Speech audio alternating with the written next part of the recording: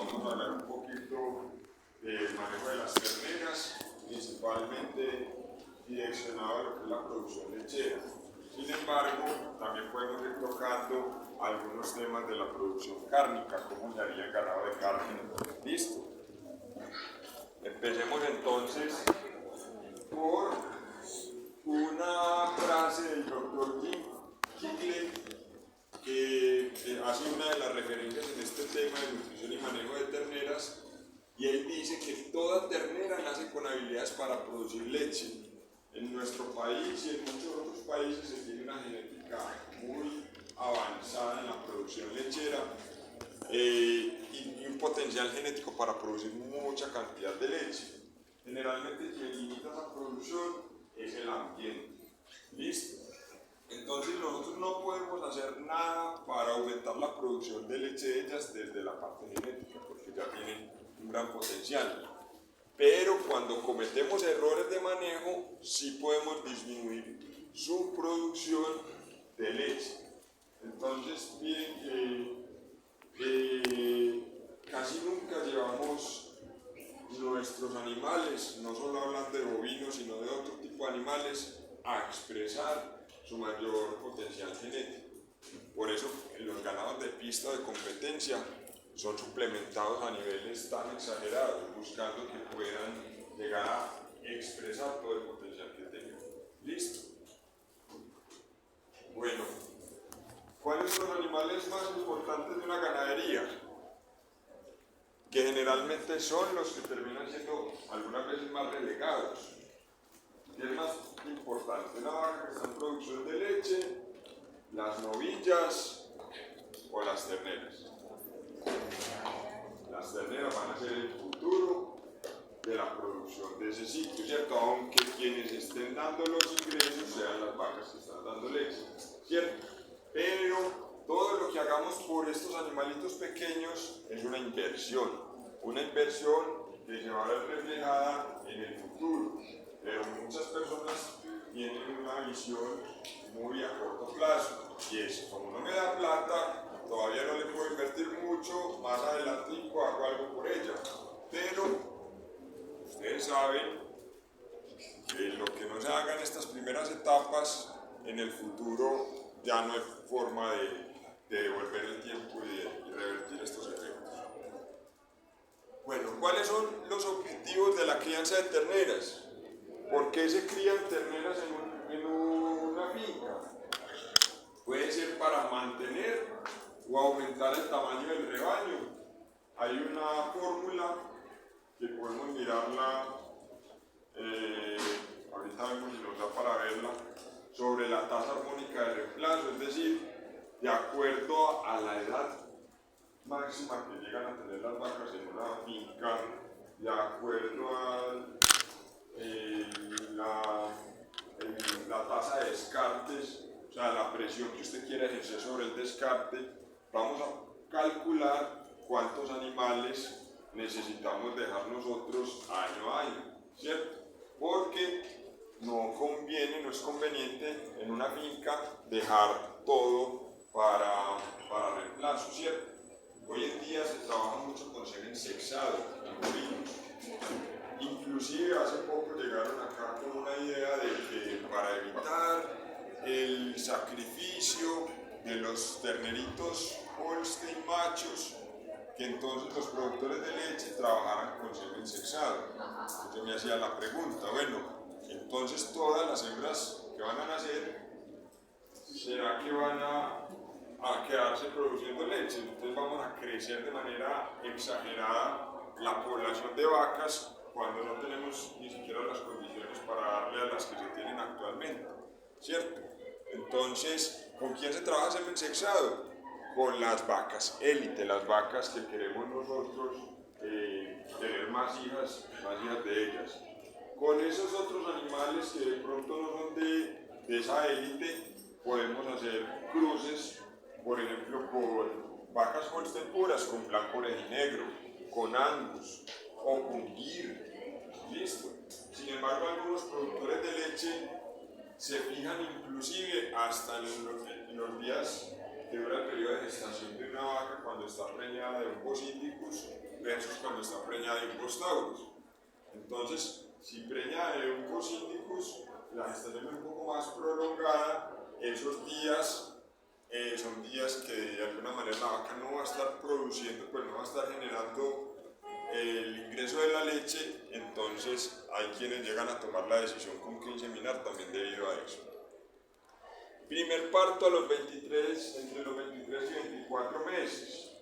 ¿Qué les ha dicho el profe René sobre esa edad del primer parto?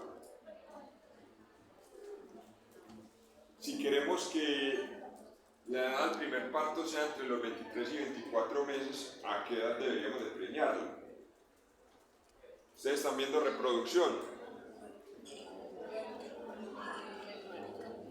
¿Cuánto?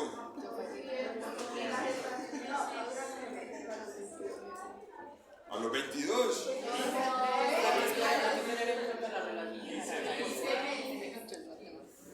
A los 15 meses aproximadamente, ¿cierto? O sea, que tuvo que haber tenido un muy buen levante para que a los 15 meses tenga el peso corporal adecuado. ¿Con qué peso debe preñarse una novilla? Pero en general, no. ¿Con qué proporción de su peso adulto debe? ¿Les cambio la pregunta? ¿Con qué? No. ¿Con qué porcentaje del peso adulto debe preñarse la novilla? Entre el 60 y 70% del peso adulto, ¿cierto? Entonces, definitivamente, pues, si hablamos de contabilidad, una novilla que no esté dando leche es un pasivo. ¿Qué es un pasivo? Todo lo que nos saque dinero del bolsillo.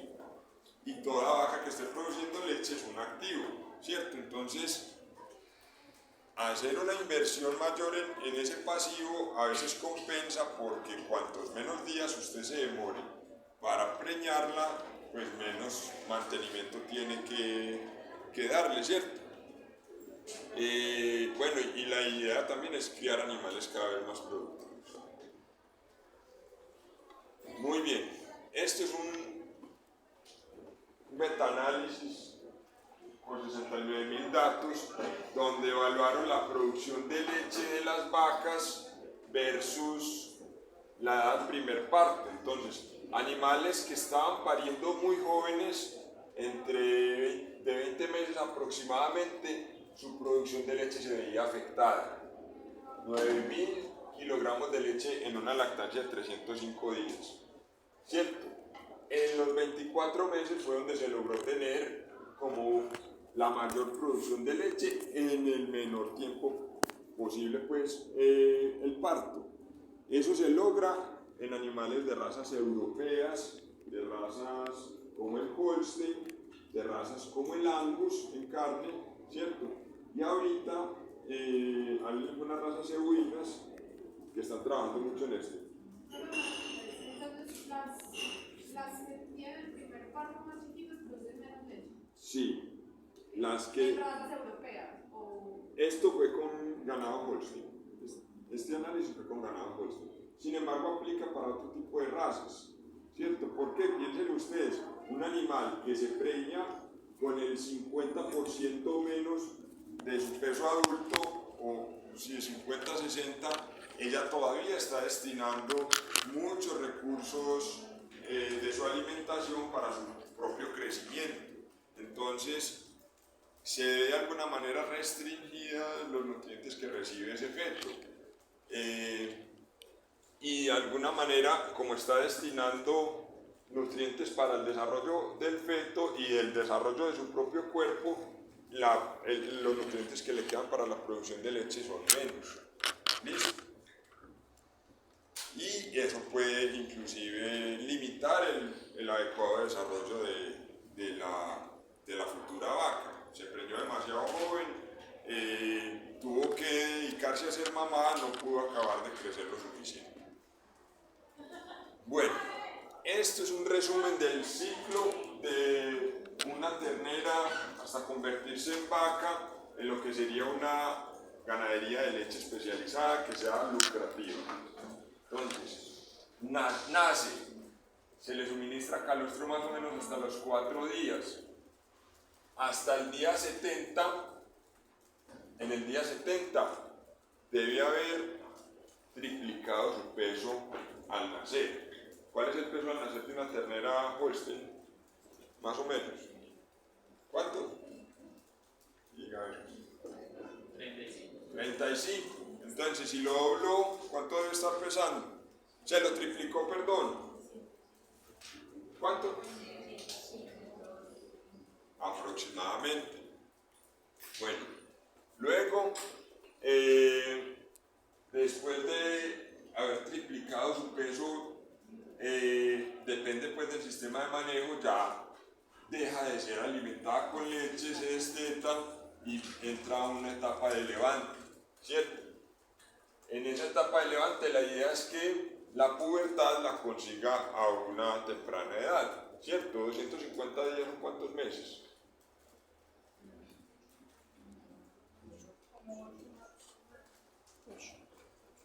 Tiene que haber iniciado entre 8 y 9 meses la pubertad para poder, que inclusive algunas novillas pueden llegar a preñarse a los 12, 13 meses, ¿cierto? En ganado indicus, o sea, ganado cebú, ¿cuál es la edad en la que normalmente las hembras alcanzan la pubertad?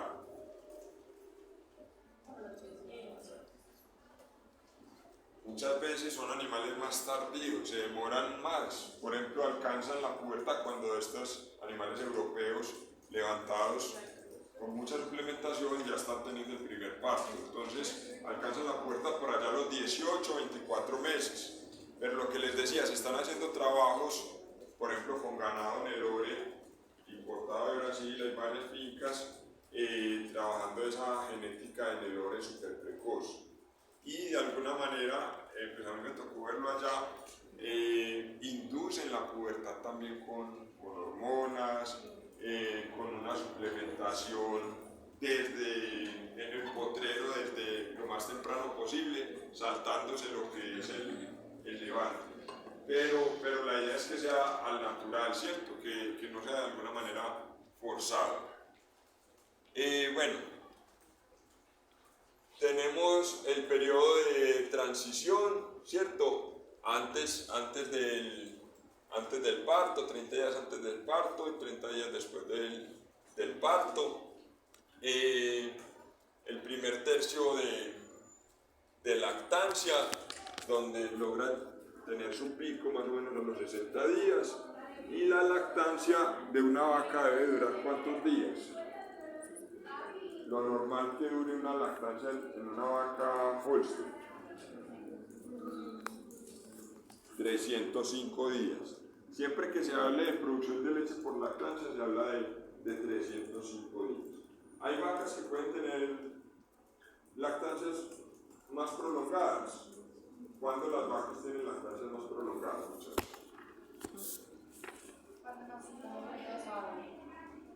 ¿Cuándo no qué? ¿Y por qué se inicia el periodo seco? O sea, ¿qué determina el inicio del periodo seco? La cercanía al parto. La cercanía al parto, exactamente.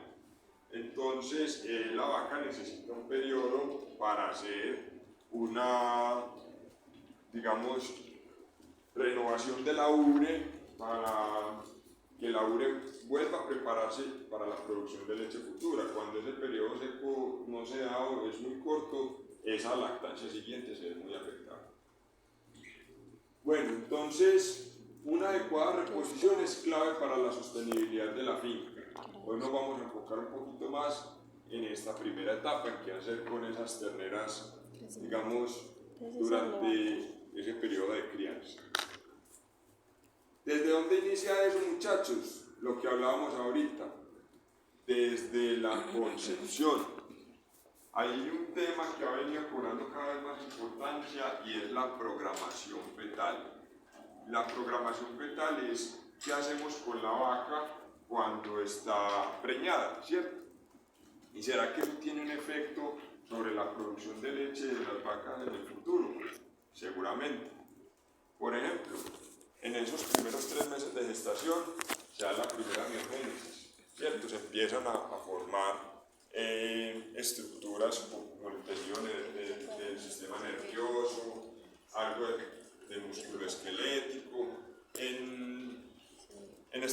segundo tercio se da la segunda miogénesis, es decir, donde se están formando las fibras musculares en número. Por ejemplo, en ganado de carne me tocó ver investigaciones donde decían vacas suplementadas en el segundo tercio lograron producir terneros con mayor número de fibras musculares, ¿cierto? Porque a uno normalmente le dicen, no, lo más importante es el último tercio, que es donde se da el mayor crecimiento del feto, pero ya las fibras musculares crecieron el número que iban a crecer, en número, ya lo que hacen es hipertrofiarse, es decir, crecer en tamaño, más no en número. Entonces, por ejemplo, entre esta primera y tercera y segunda miogénesis, una restricción nutricional disminuye el número de fibras musculares y el peso del feto. Entre la segunda miogénesis y el parto, una restricción nutricional disminuye la adipogénesis y el marmoreo, por ejemplo, para calidad de carne. Reduce la hipertrofia de los músculos y el peso al nacimiento. ¿Listo?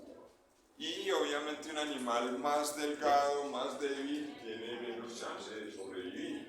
Y si tiene menos chance de sobrevivir, pues tenemos una mortalidad más alta. Y a ver, le doy las luchas. ¿Vamos claros hasta ahí, muchachos? Bueno, miren qué bacano este trabajo, muchachos. Este trabajo analizó el efecto de vacas Holstein confinadas con aspersión de agua para su confort y vacas sin ser, esto es en portugués, resfriadas, le dicen ellos. Entonces, lo que se encontró fue que en las líneas azulitas, blanquitas, son las vacas que no tuvieron, digamos, aspersión de agua. Y las negritas, los cuadritos negros, los cuadritos negros son las vacas que sí recibieron, digamos, aspersión de agua. Entonces, obviamente uno dice, ay no, pues sí, claro, las que recibieron aspersión de agua no tenían estrés por calor y producían más leche, pero el análisis del estudio no fue este. El estudio fue sobre las hijas de esas vacas, es decir, ellas estaban en gestación. Entonces, obviamente en ellas la producción era mayor a las que tenían confort, pero lo que se evaluó fue la producción de leche de las novillas nacidas de esas vacas que las mamás tuvieron confort o tuvieron, digamos, mejores condiciones durante esa gestación de ellas. Entonces, miren que en términos productivos, invertir en el bienestar de las vacas madres hace que estos fetos, esas crías en el futuro vayan a ser animales más productivos. Eso es una práctica normal en ganadería, que en las hembras preparto se les haga aspersión de agua. Sí. ¿Para qué? Para disminuir, porque ustedes saben que la producción de leche genera mucho calor, ¿cierto? Metabólicamente hace que pues, para producir 1 litro de leche debe pasar por la urea 500 litros de sangre más, ¿cierto? Entonces eso genera mucho calor y en muchas regiones de nuestro país es necesario darles mejores condiciones de confort. Tal vez en San Pedro de los Milagros, en Yarumal, en esas zonas frías no se utilicen aspersores, pero si usted se va para Puerto Boyacá, Montería, zonas de trópico bajo donde la producción de leche se da con hirolando, esas vacas en esas salas de espera de la sala de ordeño generalmente les aplican agua. ¿Para qué? Para bajarle la temperatura y que ellas entren menos estresadas a la hora del ordeño. ¿Y eso de que produzca? Hace que produzca, este estudio pues hace que produzca más la vaca directamente, pero este estudio fue sobre las hijas de esas vacas, ¿cierto? Mostrando el efecto de la programación fetal, ¿cierto? Que la mamá tuviera confort hizo que la hija produjera más leche. ¿Listo? Bueno, otro efecto importante sobre la producción de leche, muchachos, es el número de partos que haya tenido la vaca. Por ejemplo, las vacas primíparas todavía no han acabado de crecer ellas, por lo tanto sus hijas no son las más lecheras. Las vacas pluriparas son las que ya han tenido más de 2 partos, ¿cierto? Generalmente las hijas de esas vacas pluriparas nacen más pesadas, 41 kilos versus 37.2. Gana más peso hasta el destete, 710 gramos versus 660 gramos día, ¿cierto? Con la misma alimentación. Y producen más leche, 11.035 kilos por lactancia versus 10.761 kilos. Por eso en un hato pues no conviene tampoco que todas las vacas sean primíparas, porque esas vacas primíparas pues primero no producen la misma cantidad de leche que una vaca plurípara y el efecto pues sobre sus crías también es importante. Se me olvidó una cosa que les iba a decir, pero bueno, ahorita me acuerdo. Pero esa producción era de las hijas. Este es el peso de las hijas. Esta es la ganancia de peso de las crías. Y esta es la producción de leche de las crías. Todo es sobre las crías. Hijas de vacas pluríparas versus vacas primíparas. Vacas de primer parto.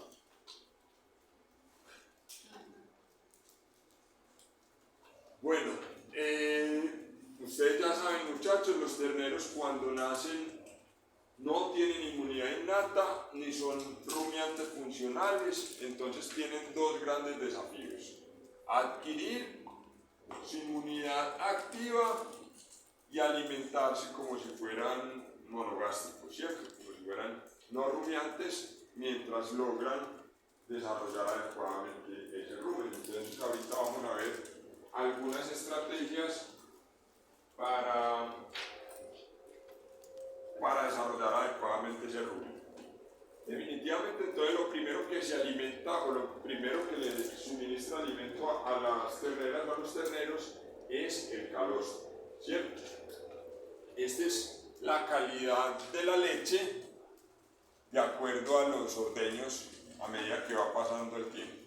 Entonces, en el primer ordeño la composición de la leche es el calostro en sí.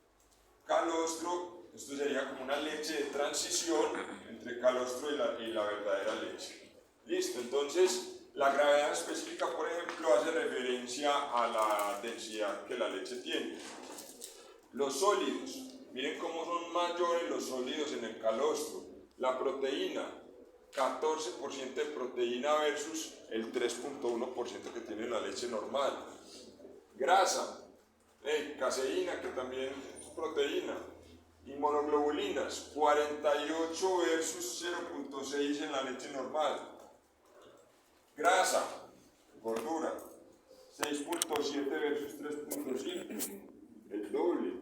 Y lactosa, es menor el porcentaje de lactosa en el calostro que en la leche normal. Entonces miren que el calostro, además de tener una función de inmunidad, tiene también una función nutricional, ¿cierto? Por el porcentaje de proteína, de grasa que le brinda pues a estos recién nacidos. Un trabajo muy sencillo, pues a uno siempre le han dicho, los terneros deben de consumir calostro durante las primeras horas de vida, ¿cierto? Ustedes eso ya lo tienen muy claro, ¿no? ¿Por qué? Transmisión de inmunidad de la ciudad. Se van cerrando los enterocitos y las inmunoglobulinas son muy grandes, entonces no pueden entrar por más de que uno se los dé, ¿cierto? Entonces un trabajo súper sencillo. 10 terneros con calostro y sin calostro. 12 terneros.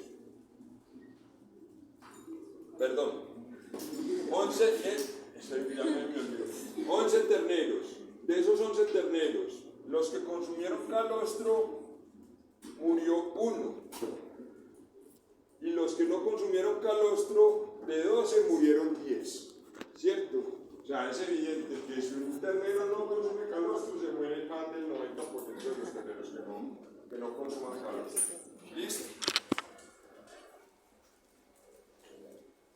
Bueno, ¿cuál es el reto? Que ingiera por lo menos 100 gramos de inmunoglobulina G lo más cerca posible al nacimiento. Y para lograr eso debemos de suministrar ojalá 2 litros dentro de los primeros 60 minutos de vida y otros 2 litros más dentro de las próximas 6 horas. En resumen, debe beber 6 litros en las primeras 24 horas. Como mínimo, el 10% de su peso vivo, ¿cierto? Es decir, si nació pesando 40 kilos, mínimo debemos haberle dado 4 litros de calostro en el primer día de vida. Si se toman los 6, sería mucho mejor. El objetivo es que logre ingerir más de 150 a 200 gramos de inmunoglobulinas, pero ustedes saben que no todos los calostros de todas las vacas tienen la misma calidad. Hay calostros de mejor calidad que otros. Este es el cambio pues, del epitelio intestinal, antes de 24 horas, después de 24 horas, pues una figura ahí de cómo se van cerrando. ¿Qué?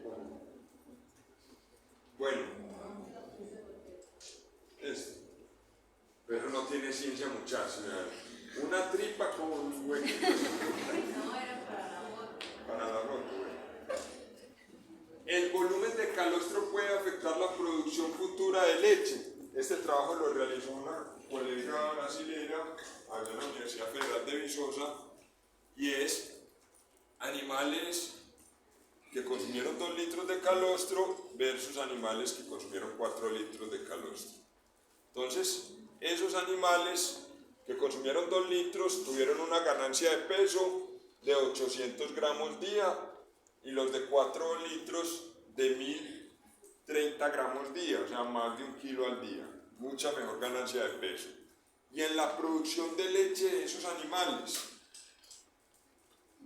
los que consumieron 2 litros de calostro en la primera y segunda lactancia tuvieron 7.848 litros, 8.167 litros, versus los de 4 litros, que aquí fue más bajo numéricamente, 7.526, o sea, aquí no hubo diferencia significativa, pero en la segunda lactancia sí hubo una diferencia significativa, 9.516 litros versus 8.167 litros, es decir, terneras que consumieron en los primeros 3 días de vida más cantidad de calostro tuvieron en la segunda lactancia una mayor producción de leche. ¿Y con qué podemos analizar o medir la calidad del calostro? Pues hay diferentes herramientas, una de ellas es el calostrómetro, ¿cierto? Que el calostrómetro pues, nos indica en esta varita la calidad del calostro. Cuando sube a la línea verde, significa que tiene entre 50 y 140 miligramos de inmunoglobulinas por mililitro. En amarillo es un grado moderado de 20 a 50 y el rojo sería inferior a 20 miligramos de inmunoglobulinas. Otra forma es a través del refractómetro, ¿cierto? Que mide los grados Briggs. Y los grados Briggs pues tienen una correlación con la concentración de inmunoglobulinas en el calostro, ¿cierto? A mayor grados Briggs, mayor concentración de inmunoglobulinas.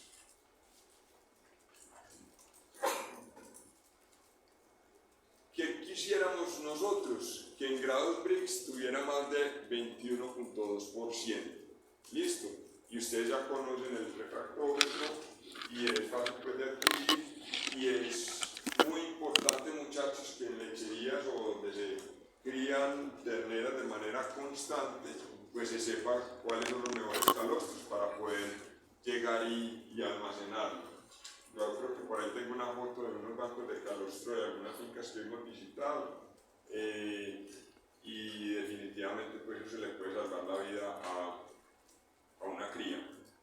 Entonces, ¿cómo garantizar entre ese 10 a 15% del peso vivo? hay tres formas: natural, artificial y forzado. El profe René es muy amigo, por ejemplo, del consumo inicial de manera natural, ¿cierto? Él habla de quebrar la ubre, de cierto vínculo, de pronto de poder verificar que la vitalidad del neonato. Sin embargo, una desventaja de la forma natural es que usted no sabe realmente cuánto está ingiriendo, ¿cierto? No tenemos certeza. Pero la posición de amamantamiento, el cierre de la gotera esofágica se garantiza, tiene también sus ventajas. Artificial, con tetero o con balde, siempre y cuando tenga chupo, ¿cierto? Y la tercera es forzado a través de sonda, que en muchas fincas lo usan como plan A. De una vez, para garantizar la cantidad de calostro necesaria, le pasan el calostro por sonda. Bueno, como ese calostro suministra una inmunidad que le llamamos inmunidad pasiva del nacimiento hasta los primeros días de vida, esa inmunidad pasiva va disminuyendo, más o menos del día 12 hasta el día 21 baja de manera muy drástica, ¿cierto? Que es el periodo de tiempo en el que el neonato está desarrollando su inmunidad activa, es decir, en este periodo de tiempo, entre ese día 10 y ese día 20, hay una ventana, digamos, donde el animal está de alguna manera con baja protección por parte de su sistema inmune, ¿cierto? Entonces es importante evitar realizar algunas prácticas de manejo invasivas en ese periodo de tiempo. ¿Por qué? Porque es más probable de que se contamine, de que su sistema inmune no tenga cómo atender esa necesidad. De ahí para arriba, ¿qué tipo de prácticas invasivas? Topizadas, castraciones en machos, corte de pezones supernumerarios, ¿cierto? Que mucha gente no tiene en cuenta eso y realmente puede haber un efecto. Aquí vemos algunas de esas prácticas. Topizada, corte de pezones supernumerarios, castraciones, chapeteadas. Es preferible hacerlo antes, tenerlos identificados, que es una práctica muy necesaria, que es de las primeras cosas que se tienen que hacer con un ternero recién nacido. ¿Qué sería lo primero que harían ustedes? Curarle el ombligo. ¿Qué más? El primer día. Pesarlo, ¿cierto? Necesitamos saber el peso. En cualquier sistema de producción, sea de carne o de leche, tenemos que saber el peso, ¿cierto? ¿Qué más? Identificarlo. Cuando usted tiene una ganadería grande y todos son de la misma raza, muy parecidos, que usted no sabe cuál es el hijo de cuál. Mínimo ponerles un collar, parecido como a estos carnets que se ponen acá en la universidad. Si usted no quiere colocarle un tatuaje o una chapeta el primer día, póngale mínimo un collarcito donde esté la identificación del padre y la identificación de la madre. Y de pronto la identificación que se le va a poner al individuo. Generalmente lo que se trabaja en las fincas para asignar una identificación es un número, que puede ser un consecutivo o que el número puede contener digamos de alguna manera, la fecha de nacimiento. Por ejemplo, hoy nació la cría número 101. 101 es el consecutivo, ¿cierto? Y normalmente uno le dice, ¿raya qué? ¿Hoy es qué? 29 de marzo. 29 de marzo. Entonces, mes 3 del año 23. Entonces, la 101 raya 33, cuando usted la mire, usted va a saber que este 3 pertenece al mes y que este 3 pertenece al año. ¿Listo? Entonces, ¿qué pasa si nace en noviembre? Digamos que la 394 nació el 29 de noviembre del 2023. ¿Cómo la ponemos? Hay quienes ponen N raya N3 o hay quienes ponen raya 113, ¿cierto? Noviembre es el 11, sí. Son formas de identificar y eso les brinda a ustedes datos sin tener que conocer o ir a un registro para identificar pues, la del animal. Tanto así como el día no se coloca, para eso se coloca más fácil el consecutivo. Ah, que hoy nació, pues mañana nació otra, pues va a ser la 102 raya 33, ¿cierto? Entonces usted sabe que primero nació esta que esto, listo. Esto es un banco de calostro, muchachos, no necesita ser muy sofisticado, estos son botellas de guaraná y Coca-Cola, con calostro en un congelador, eso sí, bien rotuladas. Debe tener la fecha en la que se colectó el calostro, de qué vaca, la calidad del calostro usted se la puede colocar, la cantidad de calostro que hay almacenado y obviamente uno debe ir gastando lo más antiguo a lo más nuevo. En cuanto a esos contenedores, porque en humanos no se puede hacer eso en cualquier contenedor porque se pierde la calidad y se contamina. Está demostrado que no debe ser en vidrio. No debe ser en vidrio. No sé qué tiene el vidrio que hace que las inmunoglobulinas puedan dañarse. No, yo tengo entendido que no debe ser en vidrio. Para el calostro, para la leche normal sí se puede almacenar en vidrio porque el vidrio de alguna manera es más higiénico, ¿cierto? Se deja limpiar más fácil. Esto debe de ser, pues, obviamente no es que vas a chuparte la botella y luego empacar el calostro, pues debe ser bien lavada, desinfectada, o unas bolsas Ziploc también estériles donde se vaya a almacenar el calostro.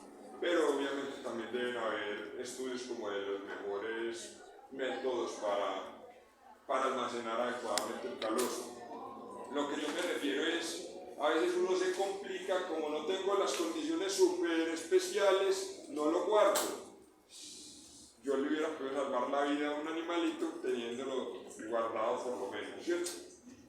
Entonces, esto es en una finca en los llanos orientales, Terra Leche, donde guardan el calostro para las terneras. Profe, entonces se marca el día, la hora también y la cantidad. La cantidad de calostro y digamos, el animal donador.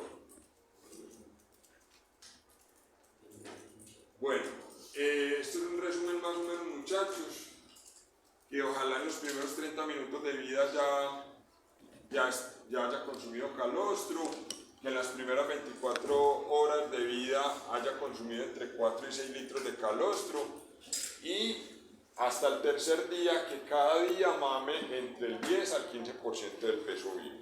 Listo, que 4 a 6 viene siendo del 4 al 15% del peso vivo, ¿cierto? Animal de 40 kilos, 4 es el 10%, 6 es un poco más, ¿cierto? Bueno, esta es otra gráfica que muestra la función nutricional del calostro, la proteína 14 versus 3, hierro y cobre, mayor cantidad de estos minerales, vitaminas, vitamina A, vitamina D, vitamina E, mucho más en el calostro que en la leche normal. Y aparte de eso tiene un efecto laxante. ¿Ustedes no han tomado calostro? Quien tenga problemas de estreñimiento, lo invito a que tome un calostro, obviamente pasteurizado, pero lo va a poner a funcionar bien. Bueno, muchachos, ¿qué pasa con esos animales que se están convirtiendo en rumiantes? El rumen obviamente está muy pequeño y apenas se está empezando a formar. Esto es la capacidad del rumen, el desarrollo del rumen en litros a medida que van aumentando las semanas de vida. Entonces, miren cómo la relación rumen-abomaso va cambiando, siendo el abomaso de 2 a 5 veces más grande que el rumen. Termina siendo en la semana 16 6 veces más grande el rumen que el abomaso, pasando el rumen de 0.5 litros a 30 litros de capacidad. Miren aquí en esta gráfica se ve más o menos, este de arriba es el rumen y este de acá es el abomaso. Entonces el abomaso proporcionalmente pues se disminuye, pero no es que se disminuya, sino que el rumen crece mucho más. Bueno, lo que hablamos ahora, nace el ternero, se pesa, se garantiza el consumo de calostro. En ese primer día, el abomaso todavía no secreta ácido clorhídrico y pepsinógeno, se dedica principalmente a la absorción de inmunoglobulinas y la leche funciona como un estímulo de los receptores de la faringe que hacen que se provoque el cierre de la gotera esofágica. ¿Sí recuerdan que es el cierre de la gotera esofágica? ¿Qué estímulos entonces hacen que se dé ese cierre de la gotera esofágica? La posición de amamantamiento, la temperatura de la leche, muchachos, es importante. Si la leche está fría, no se estimula de la misma manera ese cierre de la gotera esofágica. Y es más o menos esto, como que pase sin entrar al rumen, produciendo una caída del pH que genera una acidosis y que genera diarrea. Esa lactosa que realmente es azúcares ahí en el rumen, un rumen que todavía no ha sido poblado, que no tiene grandes poblaciones de bacterias, le genera pues, una acidosis y hay problemas de diarreas. Esta es una representación de un animal bebiendo directamente del balde y un animal en la posición correcta de amamantamiento. Hay gente que defiende pues, este tipo de suministro pues, por practicidad, por rapidez, y hay terneras que lo aprenden muy fácil, pero definitivamente pues, no es lo recomendado. Muchas fincas también tienen problemas de neumonías por causa también de la posición de amamantamiento. Esta es la gotera esofágica, esos pliegues son los que se cierran permitiendo que la leche llegue directamente al abomaso. Básicamente lo mismo. Este está como por debajo y lo que se espera es que la leche llegue entre el omaso y el abomaso, que es el estómago verdadero. Bueno, ¿qué estrategias entonces debemos de utilizar para buscar que ese rumen se desarrolle de la mejor manera posible? ¿Qué debe consumir una ternera? ¿Qué le debemos de dar?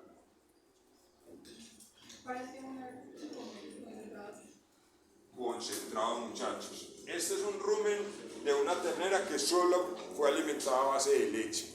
Este es un rumen de una ternera que fue alimentada a base de leche y un concentrado iniciador. Y este es leche y heno. Listo, o sea, leche y pasto. Miren el desarrollo de las papilas ruminales y la coloración también que tienen estos tejidos. Es la misma foto anterior, pero pues como en otra perspectiva. El hecho de desarrollar bien las papilas ruminales es una inversión que se hace en esos primeros meses de vida, muchachos. ¿Por qué? Porque eso se forma una vez y ya queda formado para el resto de la vida, ¿cierto? Entonces animales que tengan un adecuado desarrollo de papilas ruminales en el futuro, a pesar de que no sean suplementados, van a poder ganar más peso y producir más leche que animales que no hayan desarrollado muy bien su rumen. ¿Cómo? El consumo de concentrado debe estimularse desde los primeros días de vida. No, obviamente no van a consumir grandes volúmenes, pero por lo menos que tengan la opción de ir experimentando y probando. Y se va aumentando la dosificación a medida que lo vaya consumiendo. En muchas fincas lo que se hace es que se entrega a voluntad, ¿cierto? Y se coloca como un límite 2 kilogramos de concentrado por ternera por día, ¿cierto? Cuando ya se consuma 2 kilogramos de concentrado, ya durante varios días seguidos ya se considera que ha desarrollado bien su rumen y de alguna manera podemos ir prescindiendo de la leche. Los terneros y las terneras tienen preferencia también por el tipo de textura con el que le presentemos el concentrado. Pues muchos concentrados vienen de manera pelletizada, ustedes saben qué son los pellets, en harinas, y hay otros extruidos que son como las hojuelitas. Una de las presentaciones que más prefieren y que más estimula el consumo es texturizada, es decir, que tenga las 3 texturas, que haya harinas, que haya pellet y que haya extruido. Y los concentrados iniciadores, si ustedes alguna vez han manipulado un concentrado de levante de terneras, eso huele delicioso, eso le provoca a uno comer. Bueno, a partir de la semana 8 ya se considera un animal rumiante, es decir, cuando tiene más de 2 meses de vida. Aquí vemos la diferencia entre un rumen de un animal pequeño y un rumen de un animal ya de más de 2 meses.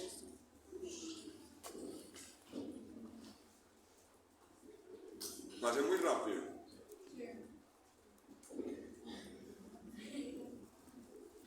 Bueno, aquí algunas diferencias, muchachos, entre el papel de la alimentación de los concentrados y de los forrajes. Concentrados en esta columna y forrajes en esta. No significa que no sea importante alimentarlos con pasto. Sí es importante, pero el pasto no logra ese mismo desarrollo del epitelio ruminal. Entonces, los concentrados, ¿qué beneficios tienen? Proporcionan energía en forma de almidón y también proporciona gran cantidad de proteínas y minerales esenciales. ¿El pasto qué función cumple? Desarrollo de capas musculares ruminales, debido a los componentes principales como la fibra y el pasto, ¿cierto? Entonces el pasto lo que hace es con el rumen es retarlo a que se mueva de mejor manera, ¿listo? El concentrado, desarrollo del epitelio ruminal, creando una gran superficie para la absorción de ácidos grasos volátiles, y la fibra del pasto hace que haya una mitigación de los efectos del pH bajo del rumen. ¿Listo? El concentrado ayuda a establecer una fermentación microbiana y el pasto ayuda a establecer microflora apropiada antes del destete, ¿cierto? Porque hay diferentes tipos de bacterias en el rumen, unas que ayudan a degradar mejor los carbohidratos solubles y hay otras que ayudan a degradar mejor los carbohidratos estructurales, como los de la fibra del pasto, celulosa y lignina. Entonces, el tipo de instalación que tengamos nosotros nos va a ayudar a poder definir si de pronto podemos proporcionar ambas cosas, ¿cierto? ¿Qué tipo de leches entonces se le pueden dar a un bovino, a una ternera? Cuando sabemos que la leche, pues tampoco nos la podemos gastar todas las terneras, porque es lo que nos va a generar ingresos, es lo que está de alguna manera moviendo la caja en la finca. Entonces, ¿qué hacen muchas fincas? Utilizar el calostro de las vacas recién paridas para el suministro a las otras terneras. Leches de descarte. ¿Qué son las leches de descarte?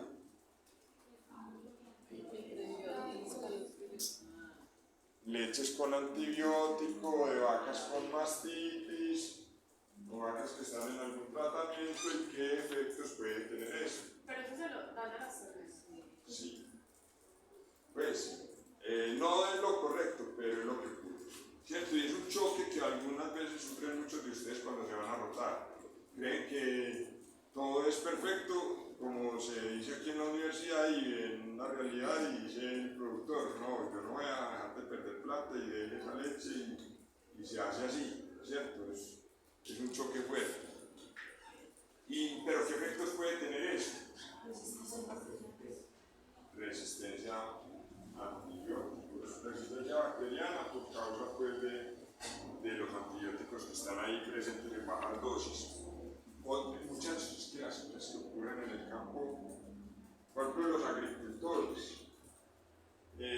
No sé si ustedes saben, cuando un agricultor tiene una enfermedad en su cultivo, ¿con qué fumiga las hortalizas?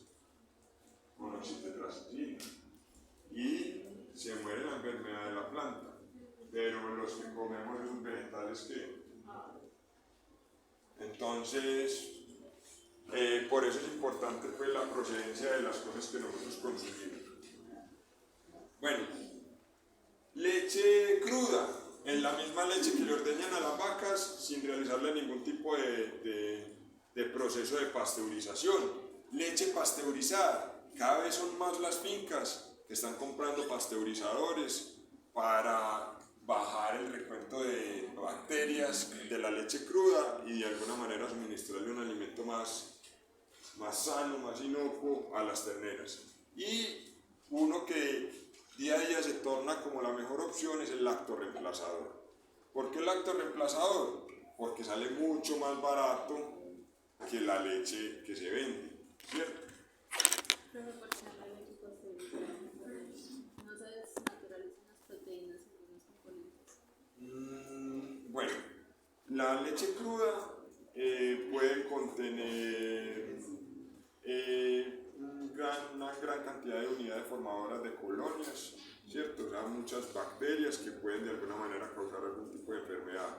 Puede transmitir brucelosis, tuberculosis, un montón de problemas que puede cargar la ternera. Y la desnaturalización de las proteínas seguramente va a ocurrir, pero no en gran medida, ¿cierto? Porque son procesos ya muy estandarizados donde se busca que se conserven la mayor cantidad posible de nutrientes de la leche, ¿cierto? Como la leche que consumimos nosotros. Cuando yo era niño, yo tomaba leche directamente desde la teta, ¿cierto? Hoy en día eso es impensable. Ya en las fincas guardaban las postreras, le llamaban, leche ordeñada en la nevera y uno sacaba el vaso y se lo tomaba directamente. Hoy en día ya eso no se recomienda, hay gente que lo hace, pero no se recomienda. Para las terneras ocurre lo mismo, pues si queremos garantizar su sanidad deberíamos de darle leche pasteurizada. Y termina siendo, en relación costo-beneficio, más barato a veces comprar el pasteurizador dependiendo del número de terneras por los problemas que se pueden evitar a futuro en términos sanitarios.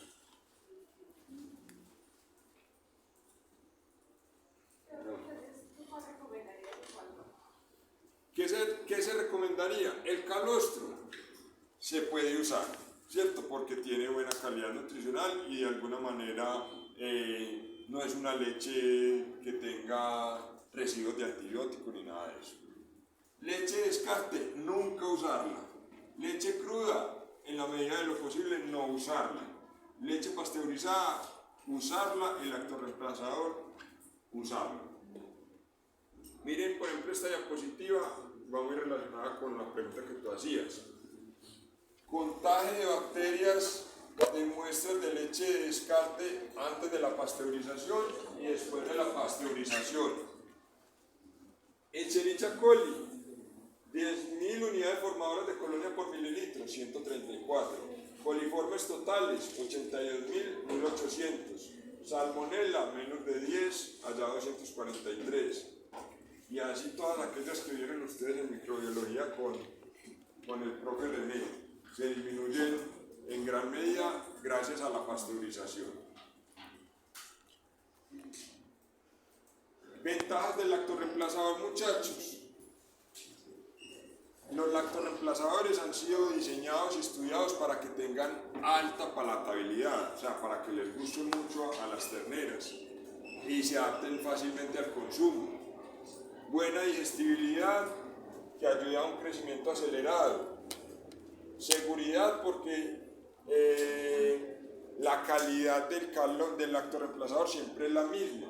La calidad de la leche puede variar, dependiendo de qué, de la vaca, de la raza, ¿cierto? Inclusive, la leche de las vacas tiene una mayor cantidad de energía versus la proteína que debería de tener. Eso es como contradictorio, pero si vamos a términos productivos, debería de tener un poco más de proteína versus la energía. Listo. Y en el lactorreemplazador se logra que tenga esa proporción ideal. Listo. Fácil dilución. Los han desarrollado para que se puedan disolver fácilmente y hay flexibilidad debido a que los trabajadores pueden suministrar el lactorreemplazador en momentos distintos al orden, ¿cierto?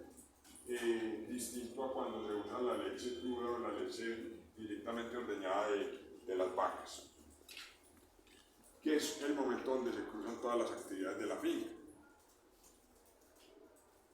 Bueno, lo que hablamos ahorita, la leche es el mejor alimento, sin embargo puede variar el volumen, los sólidos, los minerales, las vitaminas y generalmente tiene un exceso de grasa.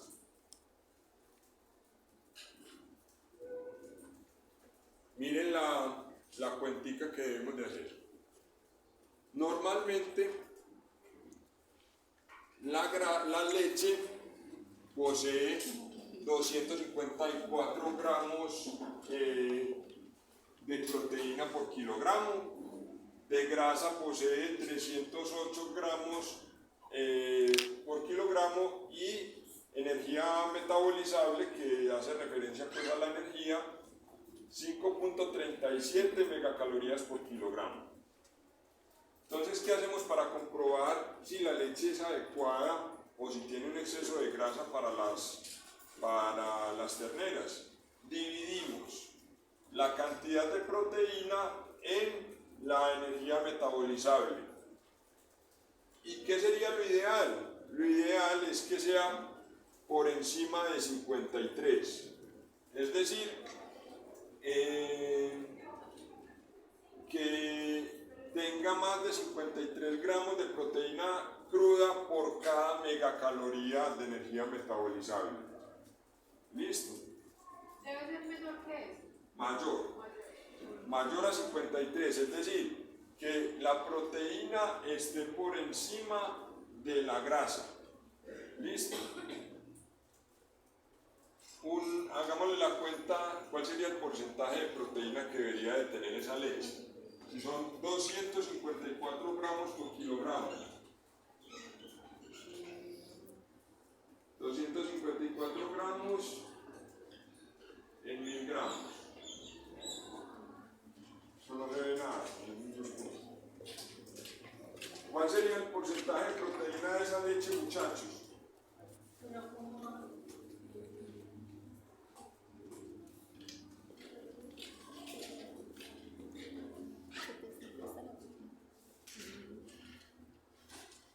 Si 1000 es el 100%, 254, ¿qué porcentaje es?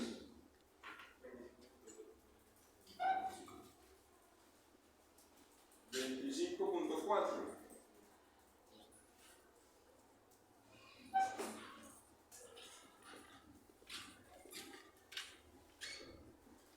Ese sería el contenido de proteína que tendría esa leche. Normalmente los contenidos de proteína de la leche, muchachos, pero en una base húmeda están en torno de 3.5 a 4%, ¿cierto?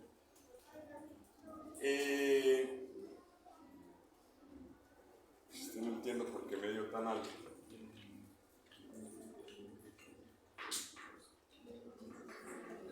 Miligramos, 250 gramos en 1 kilogramo.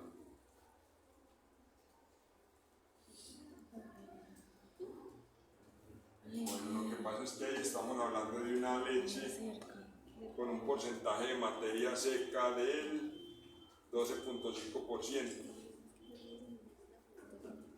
Voy a revisar esto y se los quedo debiendo para explicárselo mejor. Listo. Tratemos de no incluirlo porque hay algo que no me queda muy claro y es el porcentaje de materia seca de la leche, ¿cierto? La leche generalmente pues dependiendo pues de la presentación es mucho más líquida, pues tiene mayor cantidad de humedad. Profe, ¿cuál es el rango normal de proteína en la leche? El rango normal, o sea, las búfalas pueden tener proteínas por encima del 5%, pero una vaca Holstein, la proteína puede estar entre el 3.5%, ¿cierto? La grasa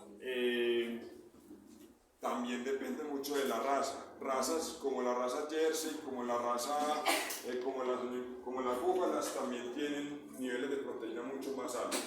Entonces, por eso suministrar leche de búfala o leche de vacas Jersey o vacas que tienen altos contenidos de grasa, lo que hace es que se genere un exceso de grasa que puede causar problemas digestivos y terneras gordas. Y recuerden, muchachos, que las terneras durante esas primeras etapas de vida requieren formar tejido musculoesquelético, que principalmente la proteína es necesaria más que la grasa. ¿Listo? El tejido adiposo ya lo van formando pues, a medida que pasa el tiempo. Bueno, en esta gráfica encontramos terneras de 40 kilos que se pretenden destetar de 80 kilos a los 70 días, que proporcionan algunas empresas también, digamos, unos correctores de leche, ¿cierto? ¿Qué es un corrector de leche? Es un producto que ayuda a mejorar la cantidad de proteína con relación a la energía que posee la leche. ¿Listo? Entonces, cuando se le daban la leche más 25 gramos de corrector, las terneras que consumían 4 litros por día, pasaron de ganar 520 gramos a 620 gramos, es decir, un incremento de más del 20%. Las de 5 litros, un incremento del 19%, y las de 6 litros, un incremento del 18%. O sea, como un corrector que ayuda a mejorar la cantidad de proteína versus la grasa, puede incrementar esas ganancias diarias de peso en esas terneras en levante. Bueno, resumen aquí de lo que hemos hablado.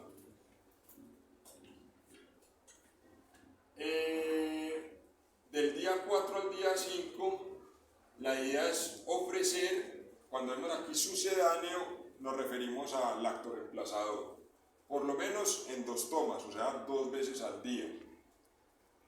O 5 litros 2 veces al día, o sea, 2.5 litros por la mañana, 2.5 litros por la tarde. Ofrecer agua limpia y de buena calidad. En las fincas, muchachos, hay la costumbre de que muchos trabajadores no les dan agua a las terneras, ¿cierto? Porque dicen que eso les causa diarreas. Obviamente, un agua contaminada causa diarreas, pero un agua de buena calidad ayuda a que la ternera se hidrate y a que esté inclusive más saludable. Pero eso es otra de las cosas con las que ustedes se van a encontrar. Ofrecer concentrado de buena calidad y palatable, y ofrecer los 2.5 litros de lactoreemplazador. Del día 8 al día 35 se puede aumentar 3 litros, se puede aumentar a 6 litros, 3 litros por la mañana, 3 litros por la tarde. Digamos, estos protocolos de alimentación van a depender mucho del tema de presupuesto del ganadero. Lo que sí se ha encontrado es que consumos de leche mayores pues ayudan a tener ganancias de peso también mayores. Solo que cuando se les da gran cantidad de leche, la ternera se siente saciada y no se estimula tanto el consumo de concentrado, ¿cierto? Y si no se estimula el consumo de concentrado, el desarrollo del rumen se tarda o no es de la misma forma.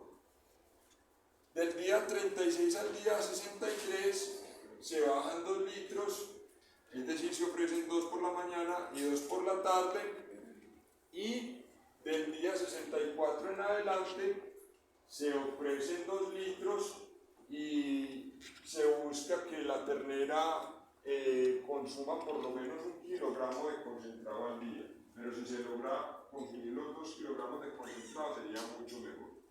Desde el inicio entonces tiene que estar ofreciéndose ese alimento iniciador. ¿Listo?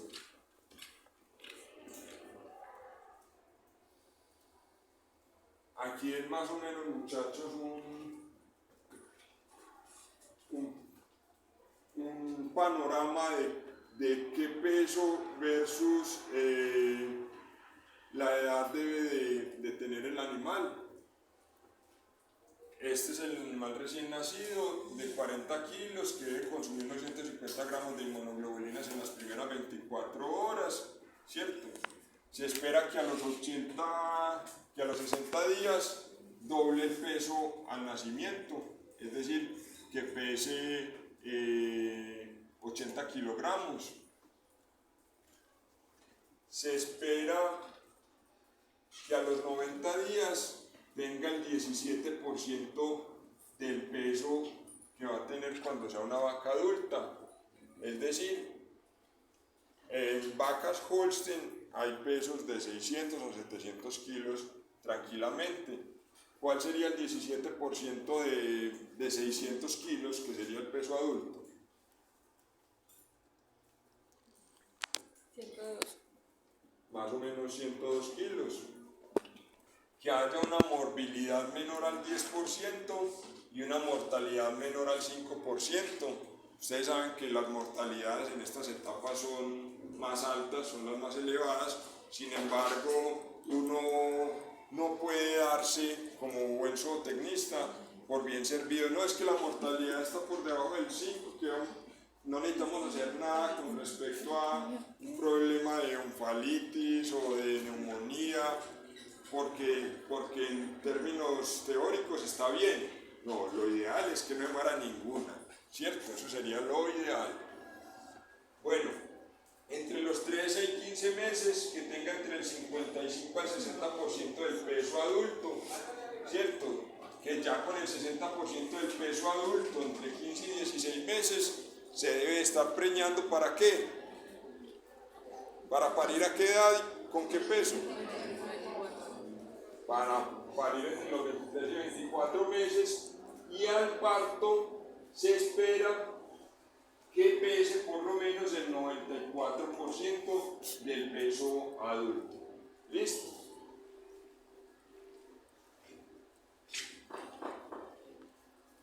Este es un cuadrito, muchachos, de un compañero que trabaja en esta área de lechería especializada en el norte de Antioquia. Me lo compartió, donde analizó un plan de alimentación con leche de la misma finca versus con lactorreemplazador. Entonces, días lactando, 120 días, o sea, el mismo periodo de tiempo unas que otras. Es decir, ¿cuántos meses? 4 meses. O sea, el destete en lechería especializada se hace a los 4 meses. A los 4 meses ya no estaría consumiendo leche. Estas están consumiendo 5 litros de leche al día. Estas los mismos 5 litros de leche al día. Costo por litro de leche. El litro de leche más o menos está en este momento a esto, quizás un poquito más. 2.000 pesos por litro está la leche de las vacas. Y el lactorreemplazador, el costo por litro sale más o menos a 1.200 pesos. Es decir, el costo total de la lactancia, o sea, solo la leche que le estás dando a la ternera, si lo haces con la misma leche que ordeñas de las vacas, en este caso te vale 1.200.000 y en este caso te vale 720.000 pesos. Es decir, que nos ahorramos por hembra, usando el lactorreemplazador, 480.000 pesos, muchachos.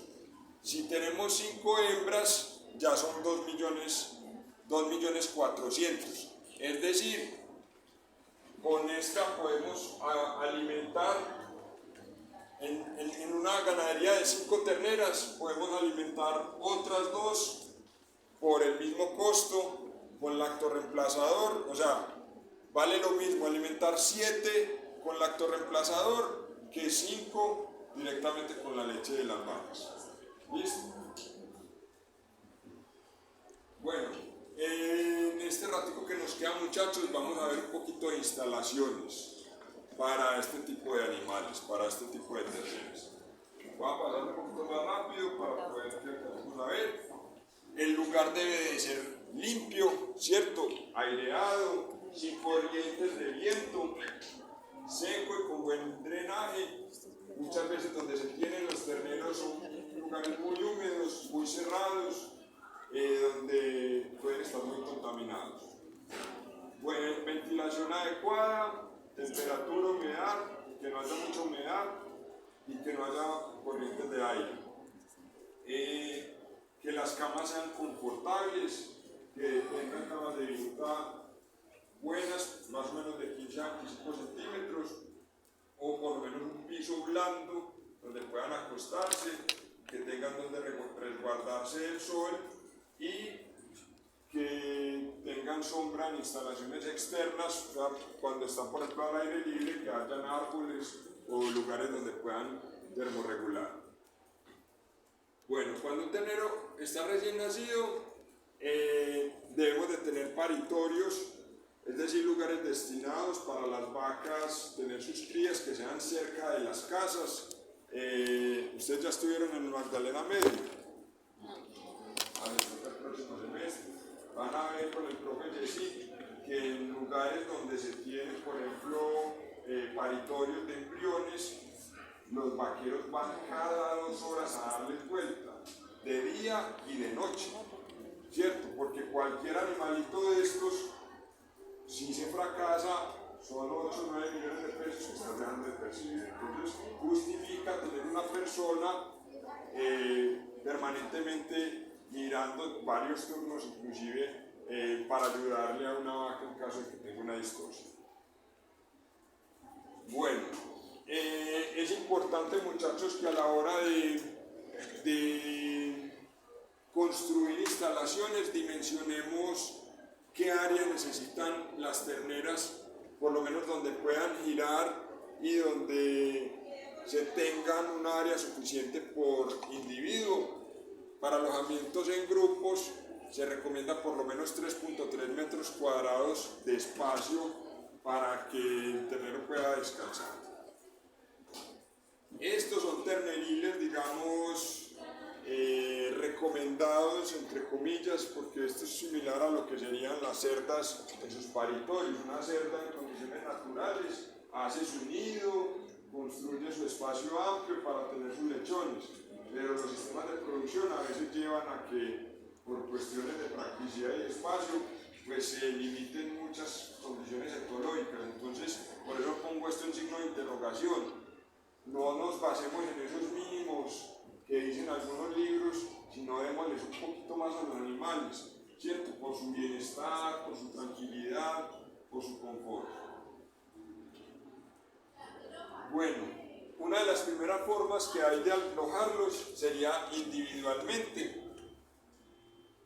¿Qué se debe de buscar cuando se alojan individualmente? Que haya contacto visual, porque son animales gregarios, les gusta estar en grupos, interactuar. Las zonas se deben de limpiar y desinfectar continuamente, se debe remover la orina para evitar acumulaciones de amoníaco y problemas respiratorios, otro tipo de problemas en los terneros. ¿Qué ventajas tiene alojarlos individualmente? Que no hay competencia por alimentos, ¿cierto? Usted garantiza que cada uno se consuma la cantidad de concentrado y la cantidad de leche que usted necesita que se consuma, ¿cierto? Grupales, por lo menos tienen la posibilidad de interactuar, pero hay jerarquías y hay ocasiones pues, donde hay unas terneras que se desarrollan mucho mejor que otras debido a a que nacieron primero, a que son más fuertes, a que acceden primero al alimento. Entonces, esa es una de las desventajas. Este es por allá en la Facenda, en los Llanos Orientales, alojamientos grupales de terneras guirolandas, con un piso en caucho y con un piso en plástico que permite un lavado y una remoción de las excretas y de la orina de manera permanente. Otro tipo de salacunas individuales o terneriles individuales en materiales más rústicos, varillas y con canecas, donde se les pone también digamos la leche con su chupo. Este es otro tipo de sistema, el sistema Val-d'Estaca. El profesor René es amante de este tipo de sistema. Yo particularmente también lo prefiero debido al tema de costos, porque no tiene usted que construir unas instalaciones muy digamos, sofisticadas, y además estamos retando a esa ternera a enfrentarse a las condiciones medioambientales en las que va a estar viviendo en el futuro, ¿cierto? Entonces, ¿qué prácticas, por ejemplo, se usan en este sistema Val-d'Estaca? Echarle cal a las excretas disminuye muchos problemas de infecciones de ombligo, de problemas podales, de problemas sanitarios, ¿cierto? Un poquito de cal encima de las excretas. Y a pesar de que sea un Val-d'Estaca, podemos garantizar de que se cierre adecuado la gotera esofágica con un biberón, pues un chupo que se conecte de un balde y no necesariamente las terneras bebiendo la leche directamente del balde. Y no por estar expuestas al medio ambiente significa que tengan que aguantar frío, porque en el norte de Antioquia sabemos que llegan las temperaturas a bajar bastante. Es una especie de pijamitas que se colocan sobre las terneras, que de alguna manera las ayudan a termorregular, ¿cierto? Porque el frío que pueda haber en la madrugada, lloviendo, ahí expuestas, pues puede ser mucho. Entonces no significa eso que no tengamos por qué no cuidarlas. Y una de las ventajas del Val-d'Estaca es que usted puede dar el agua, concentrado de leche, y además van a tener pasto a voluntad, ¿cierto? Pasto que ellos van a poder ir cosechando y ir experimentando. Estos son algunos de los baldes que poseen estos chupos. La idea es que el chupo tenga un flujo reducido, o sea, no que salga chorro, para que ellas ejecuten la actividad de succionar y produzcan adecuada saliva a la hora de deglutir y tener una regulación del pH en su tracto digestivo. Bueno, esto es en potrero. Normalmente el potrero ya se hace a las terneras que están destetadas o en levante. Ya muchas veces sí se buscan enfrentar a las condiciones de grupo y a las condiciones directas de potrero, obviamente todavía suplementadas. Y un dato curioso, muchachos: los números de terneras que estén en grupo deben de ser pares, porque las terneras siempre tienen su mejor amiga, y si usted pone un número impar va a dejar una sin mejor amiga y el desempeño de esa ternera puede verse perjudicado. Parece charla, pero tiene su sentido. Estos son potreros de terneras en levante, en los Llanos Orientales, consumiendo pasto Tipton 85. Estos son alimentadores grupales que son muy prácticos, inclusive se acoplan al tractor y usted los lleva de un lugar a otro, animales que están en potrero. La ventaja es que es muy práctico, muy rápido. La desventaja es que usted no tiene control de cuánto se está consumiendo cada uno. Y hay sistemas automatizados. Esto era un videíto, pero bueno, ya no es videíto. Estos sistemas automatizados tienen unos lectores de unas chips que tienen en las orejas, y de acuerdo a la identificación del individuo que entró, va a liberarle una cantidad de concentrado o de leche, dependiendo de cuál sea el tipo de alimentador al que entró la ternera. Y eso te va a garantizar un consumo adecuado para cada individuo y te va a permitir que los animales interactúen y convivan de una manera pues como más natural. Y es un software pues que te lleva a esos datos. Este otro tipo de terneriles, este es uno grupal, estos son terneriles individuales en diferentes materiales, madera, otros materiales más rústicos, otros terneriles elevados que permiten una mejor limpieza. Sin embargo, el tema de confort ahí se ve perjudicado y el tema de exposición de las terneras a las condiciones medioambientales pues también está limitado. Algunos terneriles elevados, otro terneril elevado con acero. Estos son unos terneriles y al fondo un confinamiento. Esto es muy típico en Brasil y por ejemplo ese sistema en el que están alojadas las vacas se llama un compost barn.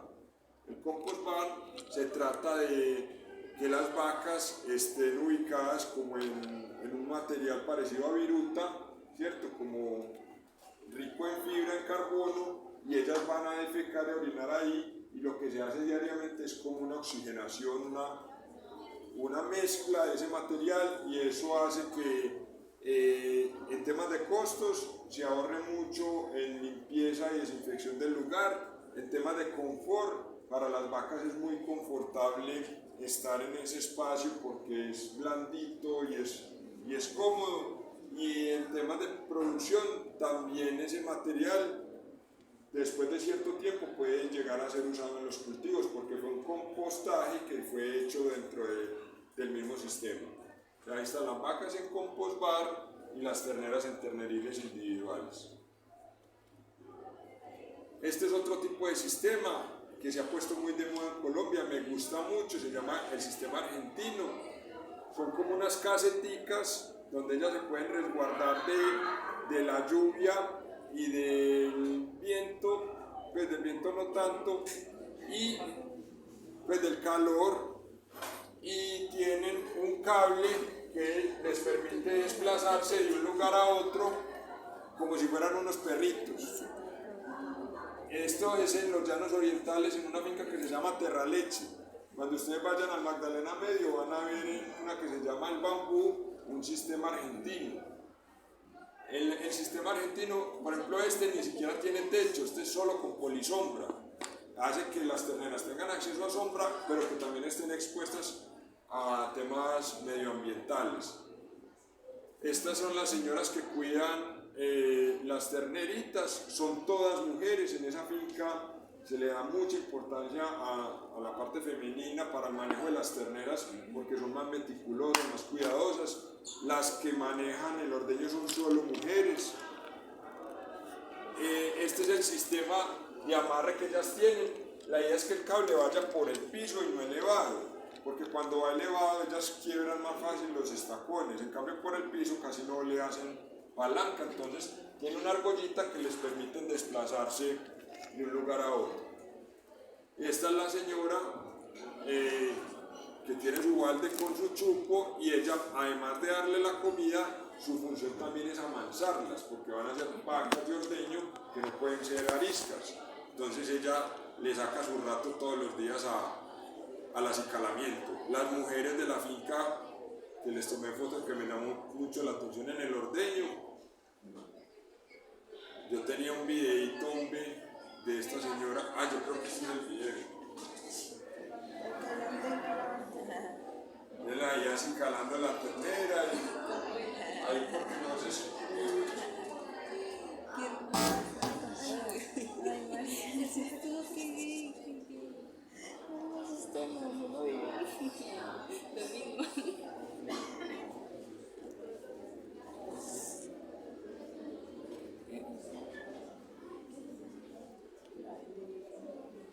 Bueno, esto se reveló.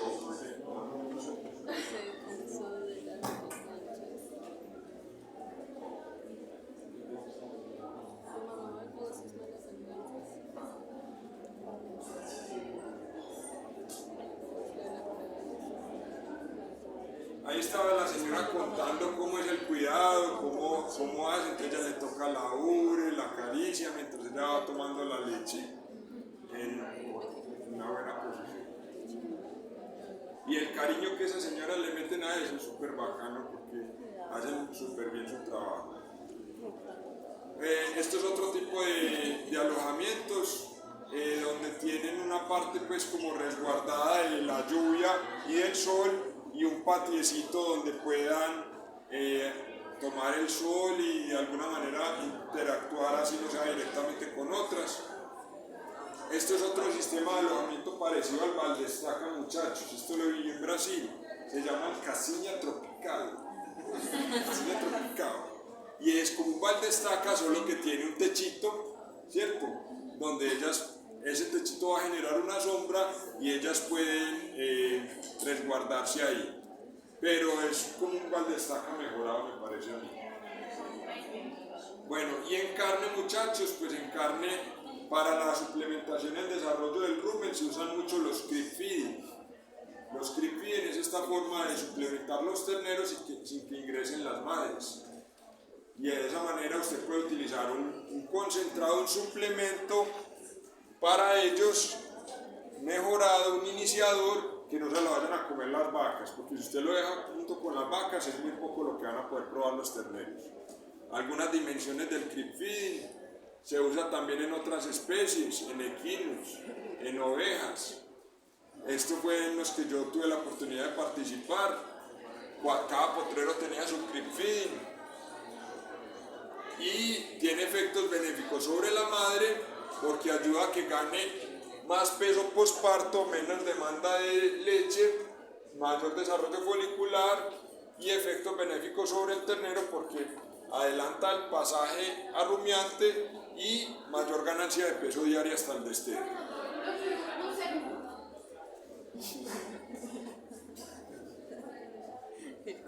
Miren, muchachos, unos datos del creep feeding.